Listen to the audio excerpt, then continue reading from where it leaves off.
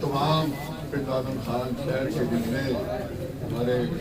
معززین یہاں تشریف فرما ہیں ان کا اور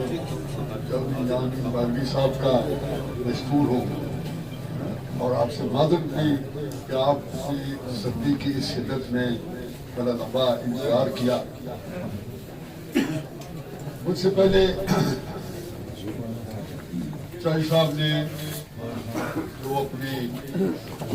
سر باقی کی اور ہمارے اسٹیج سیکرٹری صاحب نے بھی بڑی تفصیل کے ساتھ جن باتوں کا ذکر کیا ہے، یقیناً ہمارا یہ بن لادن خان کا علاقہ یا تحصیل یہ اگر میں کہوں کہ یہ 19ویں صدی میں ہم لوگ یہ رہ رہے ہیں، یہاں جو بنیادی جو ضروریات ہیں ان سے بھی محروم ہیں. اور آج کے اس دور میں جو میری سب سے بڑی ترجیح ہے وہ جو صاحب یہ ہے کہ ہمارا جو یہ ضلع سے لے کر کے جہلم کا تک کا جو سفر ہے، جو سڑک ہے، یہ نہ ہونے کی وجہ اس کا وجود ہی نہیں ہے سڑک. اور میں سمجھتا ہوں کہ لوگوں کو اپنے ڈسٹرکٹ ہیڈ کوارٹر میں چھوٹے موٹے کاموں کے لیے ہر وقت جانا پڑتا ہے. تو یہ سب سے پہلی جو ہماری ترجیح ہے، اللہ تعالیٰ نے آپ لوگوں کے محبتوں اور دعاؤں کے پھیل اگر ہمیں کامیابی دی تو انشاءاللہ جو سب سے پہلا جو اپنی جس کو ہنگامی بنیادوں کے اوپر اٹھانا ہے وہ یہ ہماری ٹول کیریج وے جو ہے، یہ ہمارا سب سے بنیادی ضرورت ہے. اس کو ہم نے جو ہے وہ جلد از جلد پایہ تکمیل تک پہنچانا ہے تاکہ ہمارے اس علاقے کے لوگ جو ہیں ان کو اس تکلیف دہ جو مرحلہ ہے اس سے نجات ملے. اس کے علاوہ جو آپ نے بتایا کہ یہ بن لادن خان کا جو شہر ہے، یہ بالکل صحیح بات ہے کہ ہمارے اس ضلع کا سب سے پرانی جو آبادی ہے، یہ جو پرانا شہر ہے وہ بن لادن خان ہے. اور اس کے جو مسائل ہیں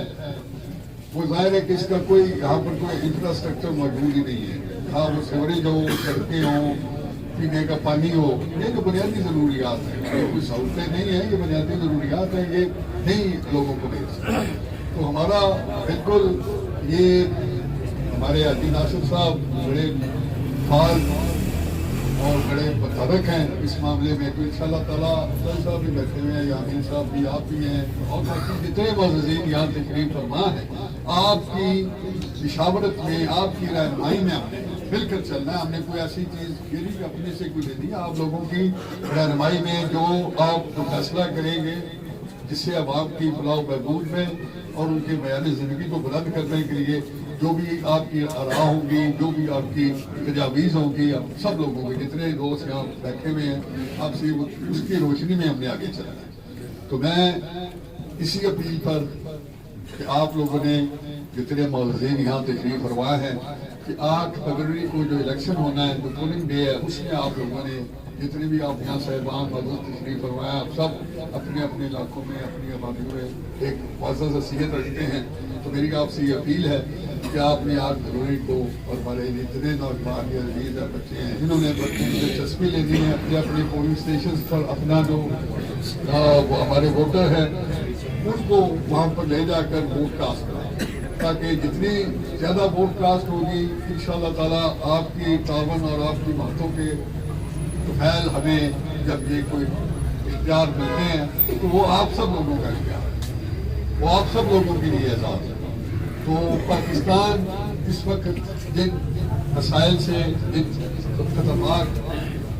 جو دور ہے اس میں خواہ معاشی میدان ہو، خارجی ہو، داخلی ہو، ہمیں یہاں پر بہت ہی چیلنجز کا سامنا ہے ہمارے وطن عزیز کو.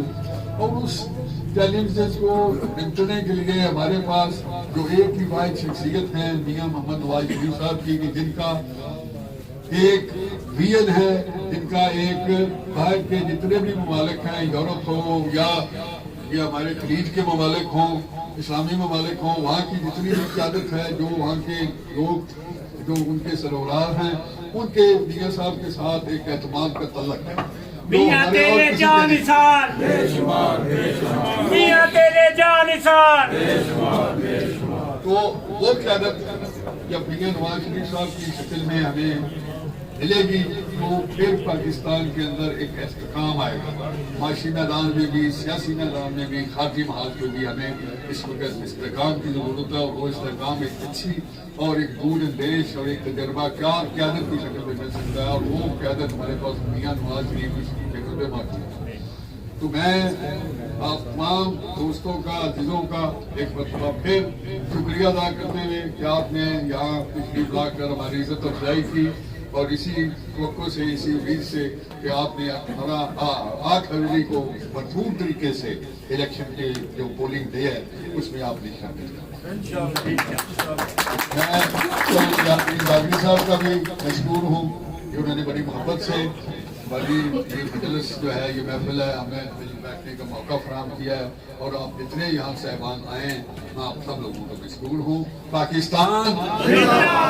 مسلم لیگ زندہ باد. زندگی گزاری ہے اس شہر کے اندر، تاریخ کے اوراق پلٹتے ہیں تو معلوم ہوتا ہے کہ 1848 کے اندر جو سٹی، جو علاقہ ڈویژن کا درجہ رکھتا تھا، 1852 کے اندر جو ڈسٹرکٹ کا درجہ رکھتا تھا، جو متحدہ ہندوستان کے اندر امرتسر کے بعد دوسری بڑی منڈی تھی، آج اس کی حالت دیکھتے ہیں تو بے ساختہ یاد آتا ہے کہ راہوں میں اڑ رہی ہے لوٹی محفلوں کی دھول، عبرت سرائے دہر ہے اور ہم ہیں دوستوں. تو پوزیشن یہ ہے سر، اس کی زبوں والے کی اصل وجہ 1984 سے جو تیز رفتاری سے ہم پسماندگی کی طرف گئے ہیں، جب ڈسٹرکٹ چکوال کا قیام عمل میں آیا ہے، اس میں سب سے بڑی زیادتی ہمارے ساتھ یہ بین الاقوامی قانون کے مطابق بھی جو علاقے اترائی میں یہ ڈھلوانی کی طرف ہوتے ہیں وہ گنے جاتے ہیں ہمیشہ ڈھلوانی علاقے کے اندر. ہمارے ساتھ اس وقت یہ زیادتی ہوئی ہے کہ تمام زرخیز علاقے، معدنیات کے منبع جو تھے وہ ڈسٹرکٹ چکوال پہ شامل کر دیے گئے ہیں، اور وہاں کے کارخانے یا مائنز آپ دیکھ لیں، پیر کھارا مائنز جو ہے وہ تمام انفراسٹرکچر جو ہے ہماری تحصیل پنڈانگال کا استعمال کرتے ہیں. سڑکیں ہوں، پانی ہو یا دیگر جو بھی چیزیں ہوں، بجلی ہو، سب ہماری استعمال ہوتی ہیں، لیکن اس کا را میٹیریل یعنی کہ اس مائننگ ایریا کو چکوال کے اندر گنا جاتا ہے. یہی آپ کے سامنے غریبان فیکٹری بھی ہے، تو اس کا گیٹ اگر پنڈال خان کے اندر ہے تو گیٹ سے پیچھے کا حصہ ٹوٹل ضلع چکوال کے اندر ہے. تو یہ تمام زیادتیاں مسلسل آج سے نہیں ایک عرصہ سے ہوتی چلی آ رہی ہیں. چونکہ ہمارے پاس کوئی بھی قداور شخصیت اس حد تک فیل لے کر اس علاقے کے لیے کام نہیں کر سکی، یا انہوں نے کوشش کی ہے تو ان کا اتنا قد بھی نہیں تھا کہ وہ نہ کر سکے. ہم آپ سے اب امید کرتے ہیں کہ یہ مین مسئلے ہیں کہ ایک تو اس کی ڈیولپمنٹ اور ڈیولپمنٹ کے لیے چھوٹی چھوٹی گرانٹوں سے کام نہیں چلے گا، یا تو اس ایریے کو وہی بات ہے کہ ریزارٹ ایریا قرار دیا جائے، یا پھر ماڈل ضلع یا پھر ڈیولپمنٹ اتھارٹی قائم کرائی جائے. اور دوسرا جو ہے ہمارے چکوال کے جو ڈسٹرکٹ میں ہمارے علاقے گئے ہوئے ہیں، معدنیات کا را مٹیریل ٹوٹل کارخانوں کا ادھر سے ڈیلیور ہوتا ہے بیڑی خان کی طرف، ٹیکسز تمام ان کے پاس جاتے ہیں، اور سڑکیں اور دیگر جو مسائل تمام ہمارے استعمال ہوتے ہیں. تو میں گزارش کروں گا آپ سے کہ آپ MLA بننے کے بعد اس چیز کو خاص طور پر اپنی توجہ کا مرکز رکھیں. تو میں گزارش کروں گا MLA کے امیدوار چودھری فرق الطاف صاحب سے کہ وہ اپنے خیالات کا اظہار فرمائیں.